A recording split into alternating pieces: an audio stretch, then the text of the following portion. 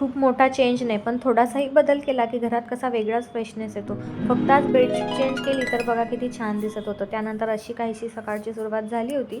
त्यानंतर खूप वेळ झाली साय काढून ठेवली होती, त्याचं पण तूप आज बनवून घेतलं आणि खूप छान असं तूप झालं होतं. दुपारच्या जेवणामध्ये आज डाळ पालक बनवली होती आणि त्यासोबत बनवायच्या होत्या भाकरी.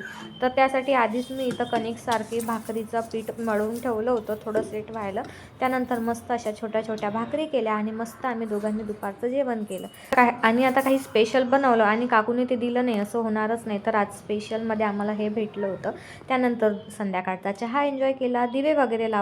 आता रात्रीच्या जेवणामध्ये तर ढोकळा बनवायचा होता, तर ऑनलाईन यूट्यूबवर बघून मी ढोकळ्याची प्रोसिजर जशी सांगितली जशी दाखवली तशीच केली, पण तरीसुद्धा मला ते ढोकळे जमले नाही, काय माहिती काय झालं तर. आणि ते असे बनले होते आणि थोडे कच्चे पण वाटत होते. त्यामुळे आता रात्रीच्या जेवणात काय बनवता येईल त्याचाच विचार चालू होता. भेटूया नंतरच्या ब्लॉगमध्ये. बाय.